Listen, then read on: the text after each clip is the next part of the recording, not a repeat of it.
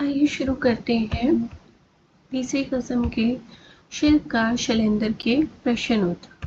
ठीक है, तीसरी कसम फिल्म को कौन कौन से पुरस्कारों से सम्मानित किया गया। पहला प्रश्न है हमारा कि तीसरी कसम फिल्म के कौन कौन से पुरस्कारों से फिल्म को कौन कौन से पुरस्कारों से सम्मानित किया गया। राष्ट्रपति स्वर्ण पद से सम्मानित किया गया। बंगाल फिल्म जर्नलिस्ट एसोसिएशन द्वारा सर्वश्रेष्ठ फिल्म का पुरस्कार मिला। मास्को फिल्म फेस्टिवल में भी यह पुरस्कृत हुई। प्रश्न नंबर 2 है कि शैलेंद्र ने कितनी फिल्में बनाई। शैलेंद्र ने अपने जीवन में केवल एक ही फिल्म का निर्माण किया। जो तीसरी कसम है वो उनकी पहली और आखिरी फिल्म थी। ठीक है, प्रश्न नंबर 3 है कि राज कपूर द्वारा निर्देशित कुछ फिल्मों के नाम बताइए। स्टार्टिंग में हमने पढ़ा था ना चैप्टर में कि राज कपूर अपनी 4 फिल्मों के बारे में हमें बताते हैं कि वो इन 4 फिल्मों के लिए काम करेंगे। तो पहला था मेरा नाम जोकर, अजंता, मैं और मेरा दोस्त, सत्यम शिवम सुंदरम और संगम मूवी में वो पहले से काम कर चुके थे और उन्हें बहुत ज़्यादा लोकप्रियता मिल भी गई थी। ठीक है, प्रश्न नंबर 4, तीसरी कसम फिल्म के नायक व नायिकाओं के नाम बताइए और फिल्म में इन्होंने किन पात्रों का अभिनय किया है। ठीक है, तीसरी कसम फिल्म के नायक राज कपूर और नायिका कौन थी, एक्ट्रेस कौन थी, वहीदा रहमान थी। ठीक है, और राज कपूर ने क्या कैरेक्टर प्ले किया था, हीरा मन का कैरेक्टर प्ले किया था जो कि एक गाड़ी चलाता है। और वहीदा रहमान क्या करती हैं, वो नौटंकी अर्थात नौटंकी कलाकार है। मीन्स किसी ड्रामा में किसी नाटक में वो अभिनय करती हैं हीराबाई का। ठीक है, अगर शॉर्ट फॉर्म में समझें तो राज कपूर कौन है, हीरामन है जो गाड़ी चलाते हैं। वहीदा रहमान हीराबाई है जो कि नौटंकी में कलाकार है। प्रश्न नंबर 5, फिल्म तीसरी कसम का निर्माण किसने किया था। शिल्पकार शैलेंद्र ने किया था। राज कपूर ने मेरा नाम जोकर के निर्माण के समय किस बात की कल्पना भी नहीं की थी। राज कपूर ने मेरा नाम जोकर के निर्माण के समय ये कल्पना नहीं की थी कि उस फिल्म के पहले भाग को बनाने में ही उसने 6 साल लग जाएंगे। ठीक है, और उस बीच में ही उन्होंने ये मूवी भी कर ली थी, तीसरी कसम भी कर ली थी। ठीक है, तो मेरा नाम जोकर जो मूवी थी उसका एक पार्ट बनने में कम से कम 6 साल लग गए थे। राज कपूर की किस बात पर शैलेंद्र का चेहरा मुरझा गया था। जब शैलेंद्र राज कपूर के पास अपनी स्क्रिप्ट लेकर जाते हैं तो और वो स्क्रिप्ट पढ़कर काम करने के लिए तो राजी हो जाते हैं, लेकिन वो क्या कहते हैं कि उन्हें एडवांस में पारिश्रमिक चाहिए। मीन्स उन्हें एडवांस में अपनी सैलरी चाहिए। इस बात पर शैलेंद्र का चेहरा मुरझा गया था।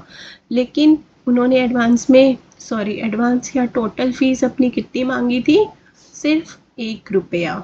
सिर्फ 1 रुपये में काम किया था उन्होंने। फिल्म समीक्षक राज कपूर को किस तरह का कलाकार मानते थे। फिल्म समीक्षा करने वाले, रिव्यू देने वाले कैसा मानते थे।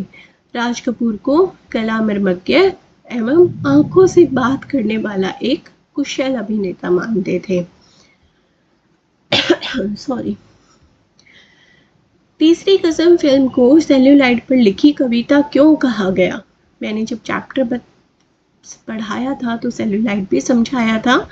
इसे सेल्यूलाइड पर लिखी कविता अर्थात कैमरे की रील में उतारकर चित्र पर प्रस्तुत करना इसलिए कहा गया क्योंकि यह वह फिल्म है जिसने हिंदी साहित्य की एक अत्यंत मार्मिक कृति को, और ये कृति किसकी थी, फणीश्वर नाथ रेणु की थी। ठीक है, एक अत्यंत मार्मिक कृति को सेल्यूलाइड पर सार्थकता से उतारा, इसलिए यह फिल्म नहीं बल्कि सेल्यूलाइड पर लिखी कविता थी। प्रश्न नंबर 2, तीसरी कसम फिल्म को खरीदार क्यों नहीं मिल रहे थे? क्यों नहीं मिल रहे थे? क्योंकि उन्होंने एक तो एडवर्टाइजमेंट नहीं की थी, है ना, और फिल्म वितरक उसके साहित्यिक महत्व और गौरव को नहीं समझ सकते थे। ठीक है, इसलिए उन वितरकों ने, ठीक है, इसे खरीदने से इनकार कर दिया था। शैलेंद्र के अनुसार कलाकार का कर्तव्य क्या है? शैलेंद्र के अनुसार कलाकार का कर्तव्य है कि वह उपभोक्ताओं की रुचियों को परिष्कार करने का प्रयत्न करे, उनका बहिष्कार कर दे, उसे दर्शकों की रुचि के आड़ में सस्तापन या उथलापन नहीं थोपना चाहिए, जैसे कि आजकल की मूवी में हो भी रहा है। कुछ भी बना देते हैं, कुछ भी, कोई लॉजिक नहीं होता, कुछ सिर पैर नहीं होता, बेमतलब की स्टोरी बना रहे हैं, कुछ भी बना रहे हैं। तो नहीं, शैलेंद्र ऐसी उसमें नहीं थे। शैलेंद्र चाहते थे कि वो कुछ अच्छा दिखाएं लोगों को। उसके अभिनय में शांत नदी का प्रवाह था, समुद्र की गहराई की छाप छोड़ने की क्षमता होनी चाहिए, शैलेंद्र का ऐसा मानना था, इसलिए उन्होंने राज कपूर को चुना था। प्रश्न नंबर 4, फिल्मों में त्रासद स्थितियों का चित्रांकन ग्लोरीफाई क्यों कर दिया जाता है? फिल्मों में त्रासद स्थितियों का मतलब, त्रासद मतलब जो त्रासदी आप समझ सकते हो, जैसे भूकंप आना, तबाही मच जाना, ठीक है, आग लग जाना, ऐसी स्थितियों का ना ग्लोरीफाई करके दिखाया जाता है, लेकिन उन्होंने मना कर दिया था। ठीक है, एक मिनट। हाँ, जिससे फिल्म निर्माता दर्शकों की भावना का शोषण कर सके। निर्माता निर्देशक हर दृश्य को दर्शकों की रुचि का बहाना बनाकर महिमा मंडित कर देते हैं, जिससे उनके द्वारा खर्च किया गया एक एक पैसा वसूल हो सके और उन्हें सफलता मिल सके। इसलिए वो हर एक सीन को, इस तरह के सीन को ग्लोरीफाई कर देते हैं। शैलेंद्र ने राज कपूर की भावनाओं को शब्द दिए हैं। इस कथन से आप क्या समझते हैं, स्पष्ट कीजिए।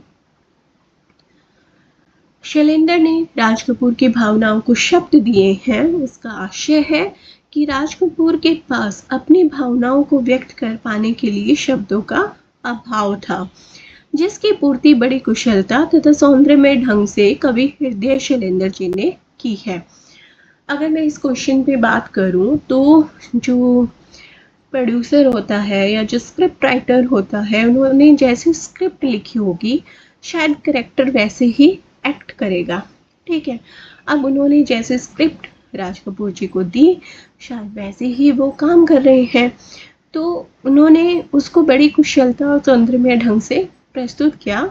राज कपूर जो कहना चाहते थे, शैलेंद्र के ने शब्दों के माध्यम से प्रकट किया। राज कपूर अपनी भावनाओं को आंखों के द्वारा व्यक्त करने में कुशल थे। उन भावों को गीतों में ढालने का काम भी शैलेंद्र ने किया। अब गीतों में ढालने का काम शैलेंद्र ने कैसे किया? क्योंकि वो एक गीतकार भी थे। मूवी तो उन्होंने सिर्फ एक ही बनाई थी। ठीक है, प्रश्न नंबर 6, लेखक ने राज कपूर को एशिया का सबसे बड़ा शोमैन कहा है। शोमैन से आप क्या समझते हैं? शोमैन का अर्थ होता है प्रसिद्ध, प्रतिनिधि, आकर्षक व्यक्तित्व, मतलब जो बहुत फेमस हो गया है, जो बच्चा बच्चा जानता है। ठीक है, और राज कपूर को उस टाइम पे सब जानते थे। ऐसा व्यक्ति जो अपने कला, गुण, व्यक्तित्व और आकर्षण के कारण सब जगह प्रसिद्ध हो। राज कपूर अपने समय के एक महान फिल्मकार थे। एशिया में उनके निर्देशन में अनेक फिल्में प्रदर्शित हुई थी। उन्हें एशिया का सबसे बड़ा शोमैन इसीलिए कहा गया। ठीक है, क्योंकि उनकी फिल्में शोमैन से संबंधित सभी मानदंडों पर खरी उतरती थी। वे एक सर्वाधिक लोकप्रिय अभिनेता थे। उनका अभिनय जीवंत था तथा दर्शकों के हृदय पर छा जाता था। दर्शक उनके अभिनय कौशल से प्रभावित होकर उन्हें बार बार देखना और उनकी सराहना करते थे। ठीक है, उन्हें देखना चाहते थे। वो चाहते थे कि हर मूवी में राज कपूर उन्हें मिल जाए। राज कपूर की धूम भारत के बाहर देशों में भी थी। रूस में तो नेहरू के बाद लोग सिर्फ राज कपूर को ही सबसे ज़्यादा जानते थे। फिल्म श्री 420 के गीत रातें दशों दिशाओं से कहेंगी अपनी कहानियां पर संगीतकार जय किशन ने क्यों आपत्ति की। उन्होंने कहा कि दिशाएं तो 4 होती हैं, तो दर्शक केवल 4 दिशाएं ही समझेंगे, लेकिन 10 दिशाओं का गहन ज्ञान दर्शकों को नहीं होगा, इसीलिए उन्होंने आपत्ति की थी। राज कपूर द्वारा फिल्म की असफलता के खतरों से आगाह करने पर भी शैलेंद्र ने यह फिल्म क्यों बनाई। राज कपूर एक परिपक्व फिल्म निर्माता थे तथा शैलेंद्र उनके मित्र थे, और एक अच्छा मित्र होने के नाते उन्होंने कहा था कि जो तुम मूवी बना रहे हो ना, इसमें बहुत सारी असफलता तुम्हें मिल सकती है, ठीक है। लेकिन शैलेंद्र ने फिर भी तीसरी कसम फिल्म बनाई, क्योंकि उनके मन में इस फिल्म को बनाने की तीव्र इच्छा थी। वे तो एक भावुक कवि थे, अपनी भावनाओं को अभिव्यक्ति देना चाहते थे इस फिल्म के माध्यम से। उन्हें कोई धन का लालच नहीं था, बल्कि वो सिर्फ और सिर्फ अपनी आत्म संतुष्टि के लिए ये मूवी बनाना चाहते थे। हम अभी लॉन्ग क्वेश्चन कर रहे हैं, तो लॉन्ग क्वेश्चन के अकॉर्डिंग ही आपको ये सब आंसर्स लिखने पड़ेंगे, ओके। तीसरी कसम में सेकंड क्वेश्चन पढ़ रही हूँ। तीसरी कसम में राज कपूर का महिमामय व्यक्तित्व किस तरह हीरामन की आत्मा में उतर गया। मतलब राज कपूर ने जो हीरामन का कैरेक्टर प्ले किया, तो वो कैसे, मतलब राज कपूर तो उसमें बिल्कुल ऐसे हो गए जैसे वो हीरामन ही है, ठीक है। राज कपूर एक महान कलाकार थे। फिल्म के पात्र के अनुरूप अपने आप को ढाल लेना वे भली भांति जानते थे। तीसरी कसम फिल्म बनी थी, उस समय राज कपूर एशिया के सबसे बड़े शोमैन के रूप में स्थापित हो चुके थे। तीसरी कसम में राज कपूर का अभिनय चरम सीमा पर था। उन्हें एक सरल हृदय ग्रामीण गाड़ीवान के रूप में प्रस्तुत किया गया। उन्होंने अपने आप को उस ग्रामीण गाड़ीवान हीरामन के साथ एकाकार कर लिया था। मतलब वो बिल्कुल ऐसा जी जान से अपना कैरेक्टर प्ले कर रहे थे कि मानो वो एक अभिनेता ना होकर एक गाड़ी चलाने वाले ही हैं। इस फिल्म में एक शुद्ध देहाती जैसा अभिनय जिस प्रकार से राज कपूर ने किया, वह अद्वितीय है।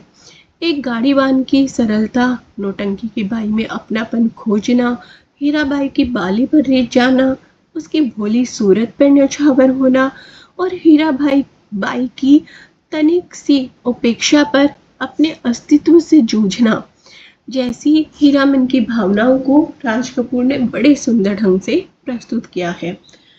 फिल्म में राज कपूर कहीं भी अभिनय करते हुए नहीं दिखे। मतलब ऐसा नहीं लगा कि वो एक्टिंग कर रहे हैं, बल्कि ऐसा लगा कि वो उस कैरेक्टर को जी रहे हैं, ठीक है। तीसरी किस्म फिल्म में राज कपूर का पूरा व्यक्तित्व ही जैसे हीरामन की आत्मा में उतर गया है। प्रश्न नंबर 3, लेखक ने ऐसा क्यों लिखा है कि तीसरी कसम ने साहित्य रचना के साथ 100% न्याय किया है। क्योंकि साहित्य रचना कौन सी थी? मारे गए गुलफाम, जो किसने लिखी थी? फणीश्वर नाथ रेणु ने लिखी थी। इस फिल्म में मूल कहानी के स्वरूप को बिल्कुल सेम टू सेम प्रस्तुत किया गया। मीन्स मारे गए गुलफाम जैसा लिखा गया था, सेम टू सेम प्रस्तुत किया गया। कहानी के रेशे रेशे को बड़ी ही बारीकी से फिल्म में उतारा गया। साहित्य की मूल आत्मा को पूरी तरह से सुरक्षित रखा गया। मीन्स जो रचना रेणु जी ने लिखी थी, वो बिल्कुल सेम टू सेम उसी पर अभिनय किया गया है, ठीक है। शैलेंद्र के गीतों की क्या विशेषता है? अपने शब्दों में लिखिए। शैलेंद्र एक कवि और सफल गीतकार थे। उनके लिखे गीतों में अनेक विशेषताएं दिखाई देती हैं। उनकी भाषा में होने के बावजूद बहुत बड़े अर्थ को अपने में समाहित रखते थे। वे एक आदर्शवादी भावुक कवि थे। उनका यही स्वभाव उनके गीतों में भी झलकता था। अपने गीतों में उन्होंने झूठे दिखावे को कोई स्थान नहीं दिया, बल्कि आम जनता की भावनाओं को, आम जीवन को जोड़ने की कोशिश की। उनके गीतों में करुणा के साथ साथ संघर्ष की भावना भी दिखाई देती है। उनके गीत मनुष्य को जीवन में दुखों से घबराकर रुकने के स्थान पर क्या कहते हैं, आगे बढ़ने की प्रेरणा देते हैं। उनके गीतों में शांत नदी नदी सा प्रवाह है, समुद्र से गहराई होती थी। उनके गीत का एक एक शब्द भावनाओं की अभिव्यक्ति करने में पूरी तरह से सक्षम है। प्रश्न नंबर 5, फिल्म निर्माता के रूप में शैलेंद्र की विशेषताओं पर प्रकाश डालिए। फिल्म निर्माता के रूप में शैलेंद्र की अनेक विशेषताएं हैं, लेकिन उनमें से प्रमुख विशेषताएं निम्नलिखित हैं। फिल्म निर्माता के रूप में शैलेंद्र ने जीवन के आदर्शवाद और भावनाओं को इतने अच्छे तरीके से फिल्म तीसरी कसम के माध्यम से प्रस्तुत किया है, जिसके कारण इसे सर्वश्रेष्ठ फिल्म घोषित किया गया और बड़े बड़े पुरस्कारों द्वारा सम्मानित किया गया। राज कपूर की सर्वोत्कृष्ट भूमिका को शब्द देकर अत्यंत प्रभावशाली ढंग से दर्शकों के सामने प्रस्तुत किया है। जीवन की मार्मिकता को अत्यंत सार्थकता से एवं अपने कवि हृदय की पूर्णता को बड़ी ही तन्मयता के साथ पर्दे पर उतारा है। चैप्टर थोड़ा बड़ा है पर इंटरेस्टिंग है। शैलेंद्र के निजी जीवन की छाप उनकी फिल्म में झलकती है कैसे? ठीक है, शैलेंद्र क्या है, वो एक आदर्शवादी, संवेदनशील और भावुक कवि हैं, गीतकार हैं। उन्होंने अपने जीवन में बस एक ही फिल्म बनाई जो कि तीसरी कसम थी। ये एक संवेदनात्मक और भावनापूर्ण फिल्म थी। इसमें शांत नदी सा प्रभाव था। एक सरल व्यक्ति का अत्यंत हृदय भोला भाला नवयुवक है जो केवल दिल की जुबान समझता है, दिमाग की नहीं समझता। उसके लिए मोहब्बत के सिवा इस दुनिया में कोई अर्थ ही नहीं है। ऐसा ही व्यक्तित्व शैलेंद्र का था। हीरामन को भी धन की चकाचौंध से दूर रहने वाले एक देहाती के रूप में प्रस्तुत किया गया और शैलेंद्र यह स्वयं भी यश और धन लिप्सा से कोसों दूर थे। इसके साथ साथ फिल्म तीसरी कसम में दुख को भी सहज स्थिति में जीवन सापेक्ष प्रस्तुत किया गया। शैलेंद्र अपने जीवन में भी दुख को सहज रूप से जी लेते थे। वे दुख से घबराकर उससे दूर नहीं भागते थे। इस प्रकार स्पष्ट है कि शैलेंद्र के निजी जीवन की छाप उनकी फिल्म में झलकती है। मीन्स जैसा करेक्टर उन्होंने प्ले किया है, राज कपूर जी के द्वारा जैसा करेक्टर प्ले किया गया है, शायद शैलेंद्र जी भी अपने निजी जीवन में वैसे ही थे, एक साधारण इंसान। ठीक है। प्रश्न नंबर 7, लेखक के इस कथन से कि तीसरी कसम फिल्म कोई सच्चा कवि हृदय ही बना सकता था, आप कहाँ तक सहमत हैं? हाँ, हम पूरी तरह सहमत हैं, क्योंकि कवि जो है वो भावनाओं से उत्प्रोत होता है। उसमें करुणा, सादगी, उसके विचारों में शांत नदी का प्रवाह होता है, समुद्र की गहराई होती है और ऐसे गुण उसमें कूट-कूट कर भरे होते हैं। ऐसे ही विचारों से भरी हुई तीसरी कसम एक ऐसे फिल्म है जिसमें न केवल दर्शकों की रुचियों को ध्यान रखा गया, बल्कि उनकी गलत रुचियों को सुधारने की भी कोशिश की गई। अब हम करेंगे आशय स्पष्ट। ठीक है, पहला आशय स्पष्ट है कि वह तो एक आदर्शवादी भावुक कवि था जिसे अपार संपत्ति और यश तक की इतनी कामना नहीं थी जितनी आत्मसंतुष्टि के सुख की अभिलाषा थी। ठीक है, हम सब जानते हैं कि शैलेंद्र जी ने ये फिल्म क्यों बनाई, क्योंकि वो सिर्फ अपनी आत्मसंतुष्टि चाहते थे। वो ये नहीं चाहते थे कि उनकी जो मूवी है वो सुपर डुपर हिट हो, 100 करोड़ का बेनिफिट हो उन्हें, ऐसा कुछ भी नहीं चाहते थे। वो एक साहित्यिक रचना को सिर्फ पर्दे पर दिखाना चाहते थे, है ना। और वो कहीं ना कहीं अपने इस साहित्यिक रचना को पर्दे पर दिखाने में सफल हो भी जाते हैं। मीन्स उन्हें आत्मसंतुष्टि, आत्मसंतोष, मानसिक शांति और मानसिक सांत्वना की आवश्यकता थी, मीन्स वो एक मूवी ऐसी बनाना चाहते थे जिससे उसे ये सब मिल सके। वो कोई भी धन की लालसा में ये काम नहीं करना चाहते थे। उनका यह दृढ़ मंतव्य था कि दर्शकों की रुचि की आड़ में हमें उथलेपन को उन पर नहीं थोपना चाहिए, मतलब कुछ भी घटिया नहीं दिखाना चाहिए। कलाकार का यह कर्तव्य भी है कि वह उपभोक्ता की रुचियों का परिष्कार करने का प्रयत्न करे। बिल्कुल, एक आदर्शवादी उच्च कोटि के गीतकार व कवि हृदय शैलेंद्र ने रुचियों की आड़ में कभी भी दर्शकों पर घटिया गीत थोपने का प्रयास नहीं किया। वो जो भी सच्चाई होती थी, जीवन की जो भी सच्चाई होती थी, उसको प्रस्तुत करने की कोशिश करते थे। ठीक है, आजकल जिस प्रकार की फिल्मों का निर्माण होता है उनमें से अधिकतर इस तरह की नहीं होती कि पूरा परिवार एक साथ बैठकर देख सके। फिल्म निर्माताओं की भांति वे दर्शकों की पसंद का बहाना बनाकर निम्न स्तरीय कला अथवा साहित्य का निर्माण नहीं करना चाहते थे। ठीक है, उनका मानना था कि कलाकार का दायित्व है कि वह दर्शकों की रुचि का परिष्कार करें। उनका लक्ष्य दर्शकों को नए मूल्य और विचार प्रदान करना था।